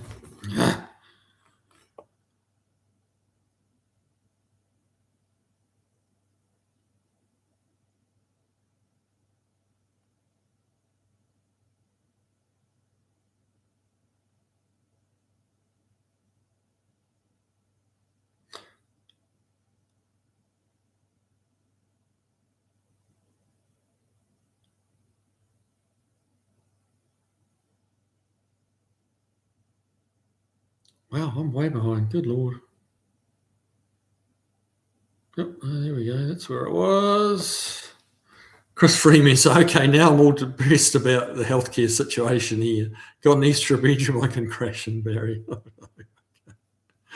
Dear. Just got to have good insurance, mate. You just got to have good insurance. And I'll tell you what, running if you own a small business, that makes it pretty tough. You're very limited on what you can get, and it's expensive. Working for a bigger corporate is medical insurance wise is a big plus.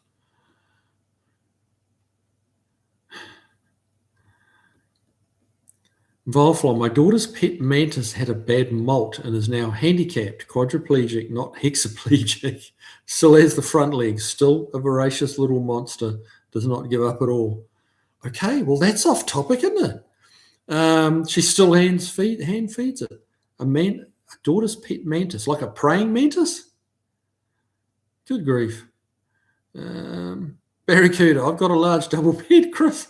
Plenty of room in it for both of us. Oh, I'm glad he's talking to you, Chris Freemesser, and not me. But there's an offer you don't get every day, Mr. Freemesser. I mean, let's get back to politics, I think. Wildfly, yes, the mantis has free medical. There you go. Oh, don't prisoners get free medical?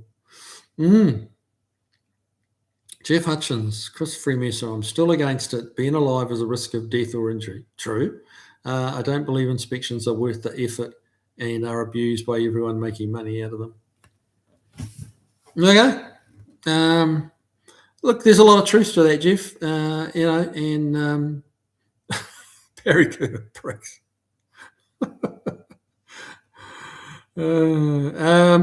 Yeah, Jeff. I mean, stand by your beliefs, mate. That's your opinion. That's how you see it, and good for you. And I hope that doesn't sound condescending. It's really not meant to. That, what you're saying has absolute validity, and it is open to abuse, and it has been abused, and it's not a perfect system by any means. So yeah. Very good. And Chris Freemason, not what I asked, sir. Phil Dodge Fury. Hey, welcome along, bud. How you doing? Beagle Bob. Well, we're all getting older. Most of you are just have a big head start. Yes. Yeah, Beagle Bob's one of the babies in the bunch here. I suspect. David Tyree. Hey, Chris, couldn't your son practice on your wife? Well, yeah, I'll tell her that David from New Zealand, this is what he suggested, and I'll see how that goes over. He's only 2 years in, so I don't think she's really quite got the confidence yet. Barracuda, could your wife go to New Zealand to have it sorted out? Absolutely, she could, and that has been suggested. But her work commitments don't really allow it for it, But it would actually, it would be. She could definitely go to New Zealand, get it done, come back, stay in a nice motel, do the whole. I mean, it's only it's not a hospital stay. It's just a day procedure. You just go in, pop out, same day, away you go. She could go to New Zealand for a very nice holiday for 2 weeks and come back with change out of 74 grand. So yeah. David Torrey, every time I go to hospital, I get a private room, no insurance. Oh, really? That's nice. How did you manage that? Fly never said prisoners get the best doctors. Oh, what are you saying about your daughter? Wow, now this is a name, Mystic Ganja. Mystic Ganja 420. Okay, you read the whole thing together, and it makes sense. I get it now. I don't know what you're about. I just sailed in on a recommend in America and wave a hearty hello, mate.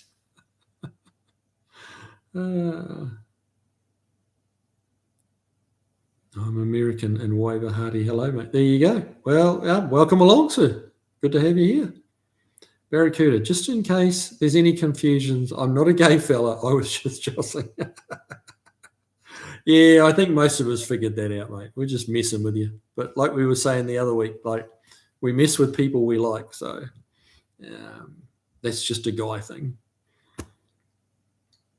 Beagle Bob, hello, Mystic Ganja. See, Beagle's Bob head popped up when he heard Ganja.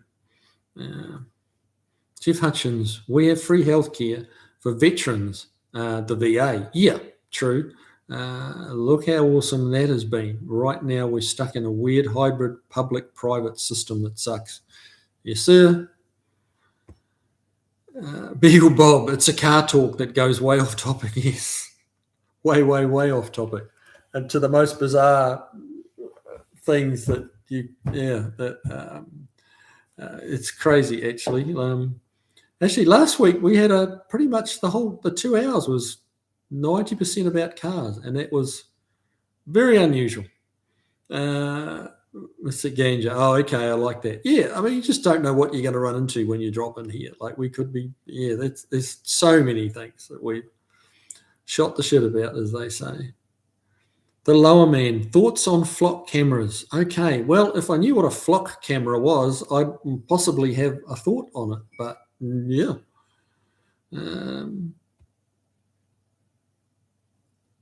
Mystic Ganja, speed trap cams, fuck them. Well, there's different rules and regulations in different states here, isn't there, on speed trap cameras. Yeah.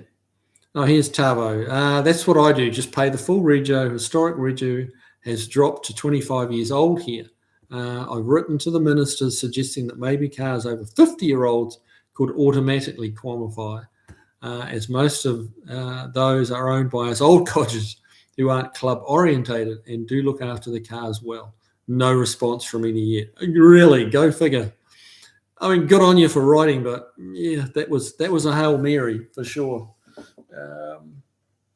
Yeah, someone with an agenda's running that historic thing. 25 years, that's not in us. That's a 2021. That's not historic. There's not. I don't care whose flag you fly as far as the mark brand of car that you like. There is not a 2020. Sorry, not 2021. 2001 car made that is a historic car or a classic car. No. No. 2001. No. So yeah, who pushed that through? It should be a minimum of 40 years old. Minimum.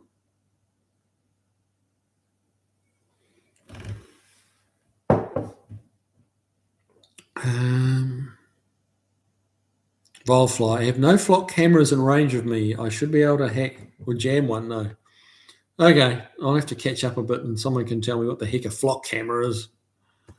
Volfly just waiting for the opportunity. You would make a neat experiment. There you go.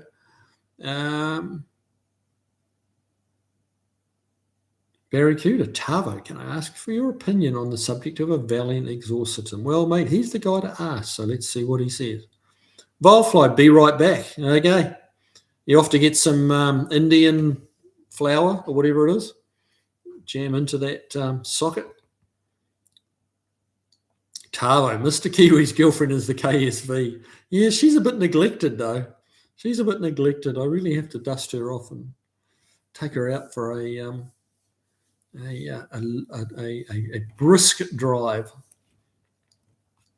Brad Eastman, I believe if you want to run a fenderless hot rod here, I believe you need to join a hot rod club. I believe. A lot of believing, Brad. Okay. Are you sort of telling us you've got a fenderless hot rod that you drive while not in a hot rod club?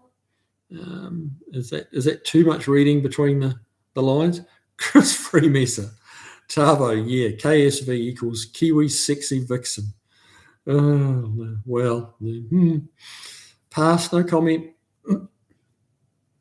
Beagle Bob, what kind of experiment? Your last comment was about prison healthcare, so I have to wonder. Charles Dalton, good hanging with you all tonight, gents. Have a great week, all. Chuck's bowing out. So, yeah, good to have had you here, mate. Hope you enjoyed it. Beagle Bob, take a car. There you go.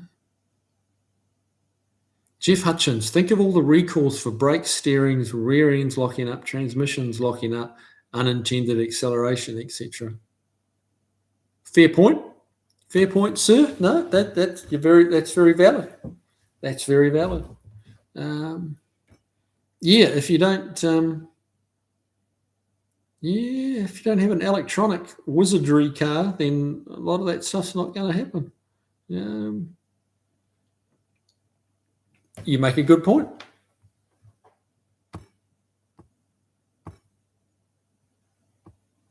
Beagle Bob, take care. Yeah, see these young ones that they're not very good on the computer keyboard. They they shorten everything up and try to abbreviate shit, and people can't understand it. Whereas old codgers can't understand them. So you're gonna have to type properly there, Beagle Bob. Mate, got to have a dig at these young ones somehow when the opportunity arises, Paul Funk, some guy in a Chevy pickup broke an upper ball joint while driving eastbound on I-70 and the spark set the median on fire. Oh, good grief. Well, the median will burn out, but yeah. Again, could have been much worse. But some perfectly healthy ball joints do break too, so we're assuming that's because it wore out. And it probably was. It was a Chevy after all, Chris Freemesser, Jeff Hutchins, yeah, sucks to own a Ford, doesn't it? Hey now. we can't all afford Chrysler LeBarons, you know. Like we're not that up market as you New York people. Charles Dalton, Driveway of Misfits, Beagle Bob. Thanks, guys. See you next week. Yeah, I'm far enough behind that he probably didn't even hear me saying goodbye. So, Buddy Caro, love old cars, but probably won't be here if not for airbags and seatbelts. Ah, look, I agree with you. Airbags and seatbelts are definitely huge pluses on safety, and I mean, I think some of you will have heard this story before, probably, but some of you may not. But I've got a '63 Falcon convertible, little V8 car, sweet little car. Lovely little car. Bought that for my daughter and thought, this is going to be awesome. She'll be driving the coolest car at school. And she'll be a legend, And then my son, who was driving at that point, driving a little Ford Fiesta with seatbelts, with airbags, with 911 assist and all the things, had a head-on with an F-150 truck. Not his fault, by the way. And that stuff saved his life, without a doubt. And I now own the Falcon convertible, and she owns a Ford Fiesta with 911 assist, with airbags, with the fancy seat belts and all the bits and pieces. Because I looked at what happened to his car, and I looked at the Falcon, and it's like, okay, what happened to him? If that had been the Falcon, this whole storyline would have been vastly different. She doesn't get a Falcon V8 convertible, and she does get a Ford Fiesta. So it changed my view on airbags and seatbelts because, Ford F-150 versus a Ford Fiesta is not really a fair fight unless you add in airbags and all the safety stuff that's in the modern cars. And the 911 assist is, I think they call it OnStar in the GMs. I'm a big believer in that. I think that's an awesome system because he was knocked out and the 911 assist called 911 for him. They were on a back road, not too many people around. And, realistically, that didn't save his life, but it could have, that he was not in a position to ring the emergency services, and the car rang it for him. And I'm like, okay, I get it now. I understand why they put this in. I didn't really pay much attention before that, but it's nothing like one of your own needing that to make you focus and go, well, damn, that's really a pretty good idea. That's what they got. I got to keep the Falcon V8, so that's okay too. But there's no way that she would have survived an accident like her brother had with that solid steering column and lap seat belts and a convertible car versus an F-150. It wasn't. No. Anyway, moving right along. Derek Deberjack, Flock clear Fourth Amendment violation. Flock is a clear Fourth Amendment violation for those who honour the oath of the Constitution. Yeah, well, the Constitution's taken pretty loosely these days, if you ask me. Especially by the politicians. But we're not talking about politics, so that was the last we're going to say on that.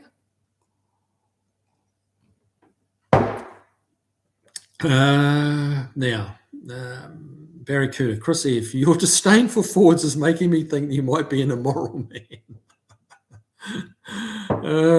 Yes. It's a possibility. End of time. I just paid for Deechworks fuel regulator with a return line made for carburetors. It looks like a good one. Interesting. Deechworks fuel regulator with a return line. I'm a big believer in, if you're going to have a fuel regulator, have one with a return line, especially for carburetors. Sounds good, man. Sounds good. David Tyree, if you do a live on your birthday, you can have 2 minutes. and then I'll be talking shorthand. It's bad enough trying to be coherent with one.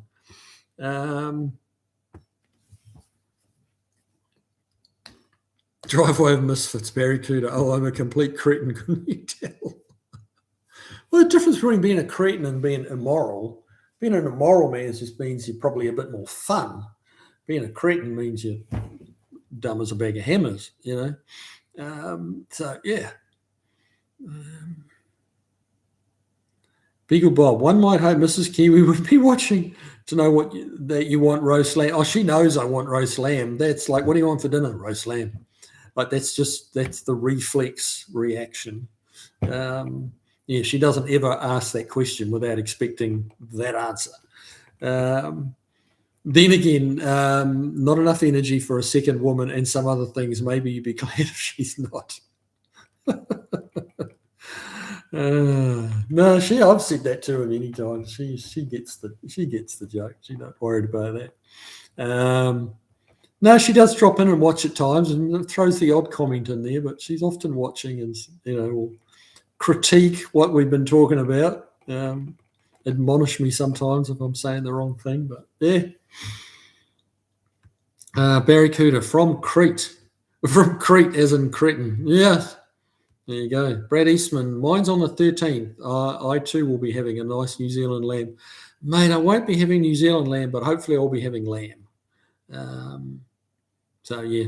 Sometimes we get Aussie lamb over here. Very rarely do you get New Zealand lamb. And we get a reasonable amount of lamb from Iceland, of all places. But if you've ever seen any of the scenery in Iceland, it's not, I can't say it's like New Zealand. It's very green, very grassy, and it's more New Zealand-like than it is than lambs that are raised in America. They're kind of all grain-fed, that kind of thing, and lamb's not a big seller here in the States. A lot of people do not like lamb, and if they could just try New Zealand lamb, I think they might change their mind. Jeff Hutchins, socialised medicine also works much better in small countries than large ones. That could well be, Jeff. I don't actually, never thought about it in those terms.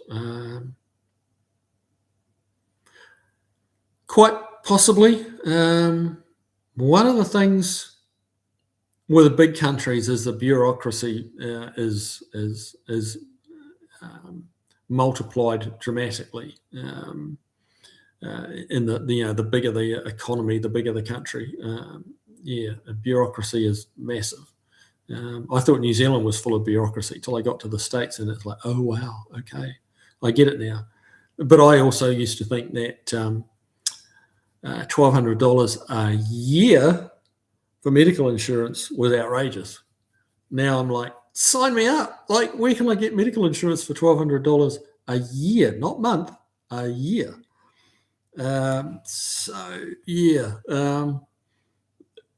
There's you don't always know what you've got until you don't have it anymore.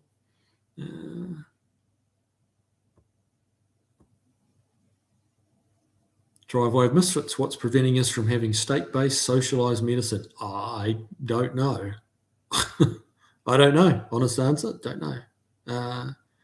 I don't know why that couldn't be a thing.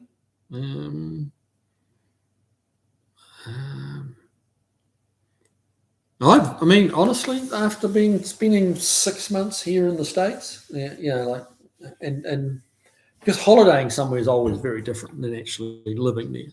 So, after 6 months in the States, it kind of felt like I was getting to understand the States a bit more. Very big place to understand. But what kept coming to mind for me was that America is really 50 different countries. It's kind of, to me, it's like Europe in a way, but Europe has all these different countries within it.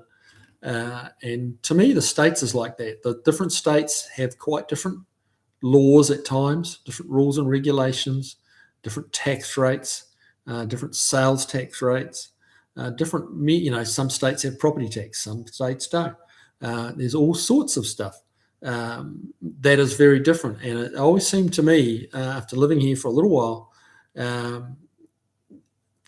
America is it's never going to be, and I kind of don't hope that it will be like the United States is the United States of America, but it's like there's 50 countries, running under the one flag and the one president, and I don't know that that's necessarily. Well, shouldn't say that. It's not that it's not the best way. It poses its own problems. It has its own issues because of that. Because all the states are not on the same page. In saying that, could they be state-based socialist medical systems, socialized medicine? Then I don't know. It could just get too many rules and regulations every time someone crosses, the state line. They're under a different medical system. I don't know how that would work. I don't know. I'm not saying it wouldn't work. I'm saying I'm not sure how it would work. Hang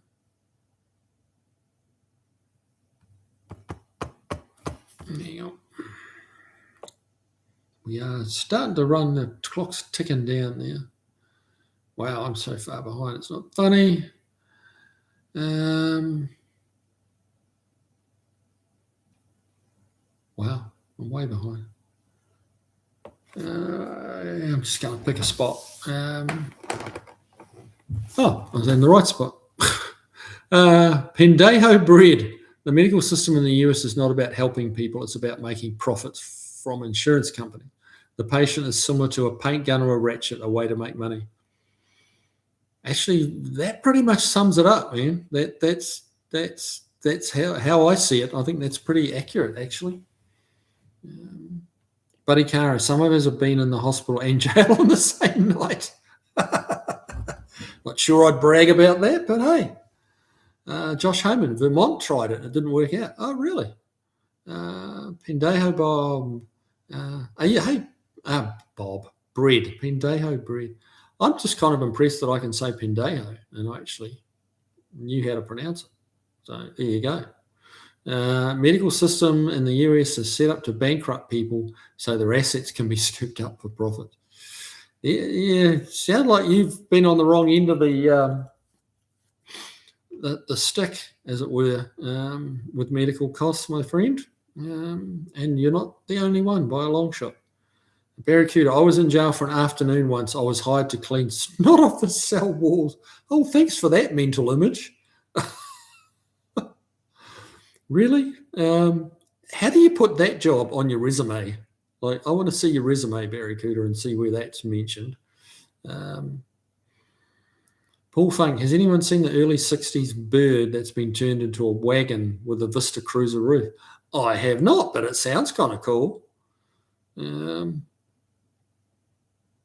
It sounds kind of cool. But, good car question. Jeff Hutchins, Chris Freemesser, history, trying to think of a single thing that the government has taken over and done it better. In fact, everything the government has messed in healthcare, just enough to ruin it already. Yeah.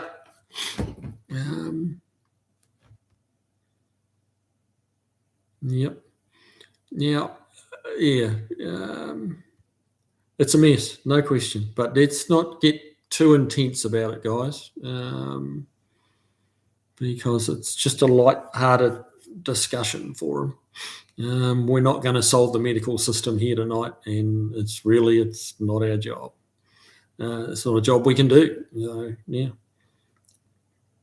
Chris Freemes, okay. Highway system. Think about how shitty this country would be if the roads were all privately owned. The highway system.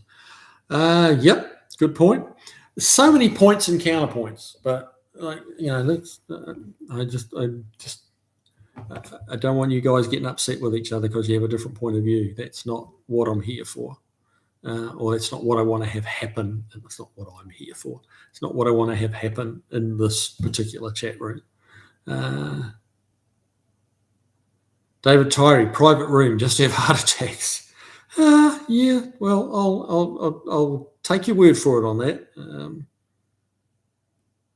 Barracuda, 74K for something quick and simple is insane. Yep. I mean, when you're dealing with nerves, it's not that simple, but it's not that complicated either. It's not your spinal column. It's a nerve that runs down the leg. And she could, if they screw it up, she could have some numbness and nerve damage and even foot drop and stuff like that. So it's a little delicate. So quick, yes. Simple, maybe not. But it ain't 74 grand. Complicated. That's freaking brain surgery in my book. But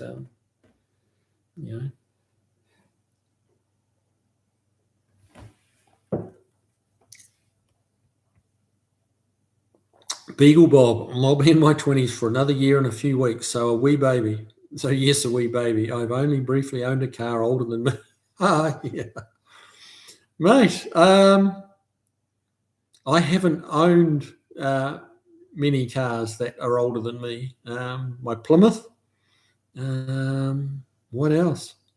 Not many cars. No. The Alpine is the same age as me.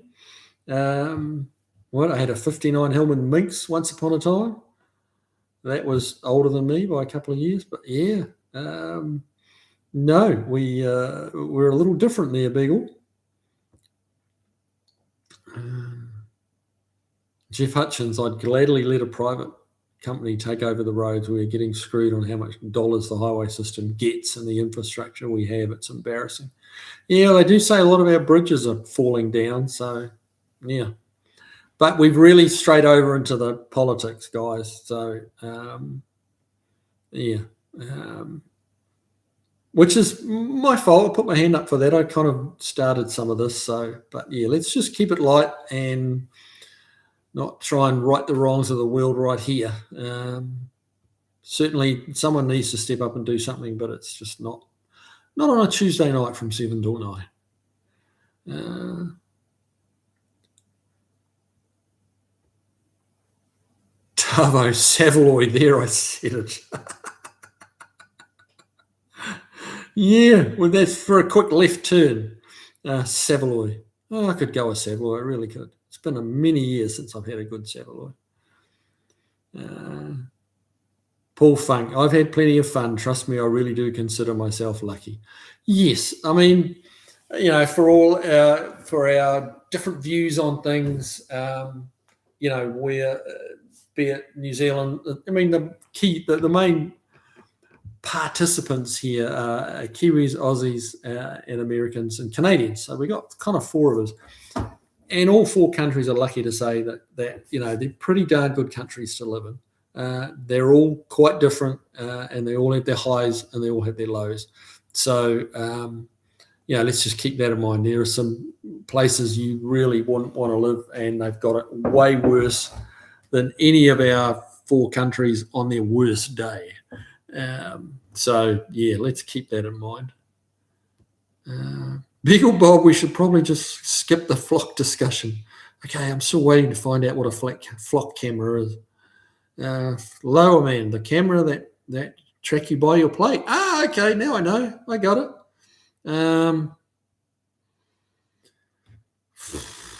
It is kind of a Fourth Amendment issue. But the government wants to track my plate when I'm driving to work and back, and yeah, it's a fine line, isn't it? Again, politics. But yeah, I mean, if they want to photograph me leaving work and arriving at work and arriving home, then that's about all they're going to see. So I don't really care. But there's some people that, and politics is hard to stay away from, isn't it? I imagine there's a lot of politicians that they don't want you to know where they are. So I'm surprised that these flock cameras are getting as much traction as they are, because the average Joe that's just doing a little job in a little area, we ain't doing anything worth tracking. But there's people out there that need to be tracked, and there's going to be a few politicians among them. But anyway, Barracuda, it had to be said, Tavo. Well done. Yes, well done. David Tyree brought some Savoys last week. Bloody awful. Checked ingredients, 77% bloody chicken. Well, I guess what I'm craving for is the Jesus, the Savoys I had when I was a kid, which I'm sure were a lot better. Chris Freeman, a 25-plus-year-old car is a classic. 50-plus-year-old is an antique. Yep, I have to agree to disagree on that one. I don't think 25-year-old is a classic. No. Yeah, it doesn't mean I'm right. That's just what I think. I have to feel like 70s or 80s should be the cutoff for historic. Yeah, I agree. Yep, 40 years old. Look at that. I'm agreeing with a 29-year-old. How about that? Volfly, to my daughter, the praying mantis is an evil, twisted creature. While intelligent, it is still a serial killer of the insect world. Its lust for flesh is never satisfied. Good on you, Volfly. That's just a little left field snippet to break the tension. There you go.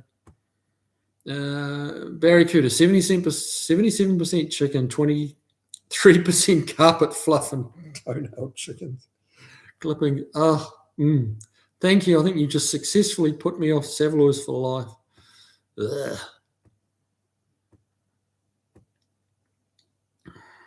Barracuda, I think the word classic is overused. Yeah.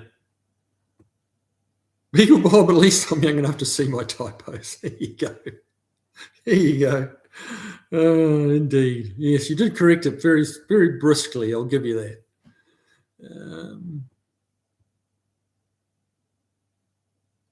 Chris Freemesser, you forgot the sawdust and dumpster scrapings, or is that only the Aussie Savoy? That's just the Aussie ones, mate. Ask Tavo, he knows. He knows.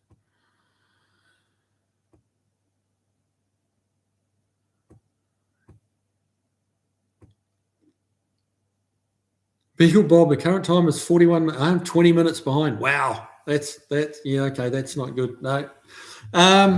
Yeah. You guys are just too fast for me, you see. But I'm outnumbered slightly, like all of you to one. 30.5 has Dean Stevenson. Welcome along, Dino. Beware, like 30.5 has arrived. There you go, Dean Stevenson. Welcome along. Though I'm a little bit late to my own show, aren't I? This apparently happened half an hour ago. Okay, we're going to have to scroll through real fast here and see what just catches my eye.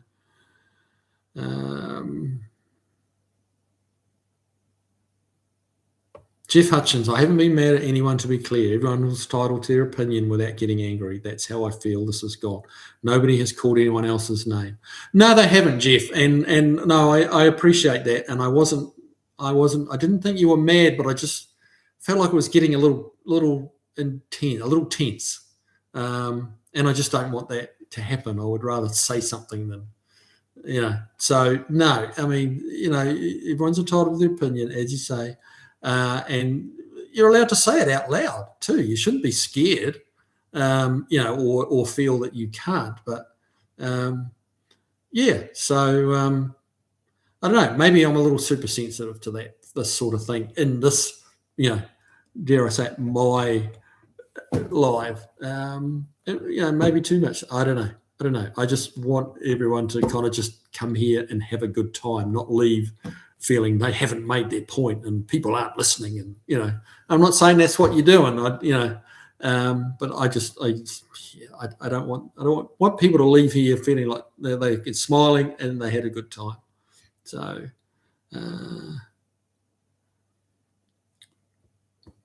T-Rex, T-Jack, Mantis, a boss.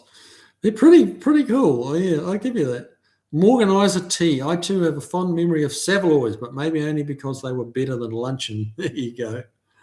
And I mean, the other thing you have to remember is a Savoy without tomato sauce is nowhere near as good. David Tyree, yeah, we're ganging up on you. Not at all. Not at all. Buddy Cara, do you still have your stuffed kiwi bird? I haven't seen it in any videos lately. No, he's Kevin. Yes, keep the kiwi. I need to bring him back in. He just kind of drifted off, faded away into the background. So maybe, you guys did like him, when he, in the stupid places I'd hang him. So maybe I should bring that back. But he's still around. Hanging around the workshop was a little bit hard on his feathers, but maybe he'll make a guest appearance soon. How about that? Chris Freeman's a buddy car. Kevin's at Leavenworth again. Took his house arrest anklet bracelet off. Yeah, that's the thing. That's Kev, where are you? Yeah, see, that's the silly nonsense that's more about what we're about on a Tuesday night. Melvin Davis, maybe for the lives. There you go. He made an appearance at a live not long ago. Morganiser. I'm a Kiwi, but here in Birmingham, Alabama, a couple of hours south of Kiwi. That's right. Yeah. When are you coming up to the shop to say hi? There's an Aussie bakery just around the corner from me. We can go and get some sausage rolls, or who knows. Beagle Bob, last I saw Kev, he was in your other room. You did lives from at the house, I think. Yeah, he is. He's in the office, and I'm in the dining room off the kitchen right now. So I just forget about him, honestly. Nocturnal birds of a feather, yeah. Barry Cooter, the Savaloy thing is not going away. No, it's not.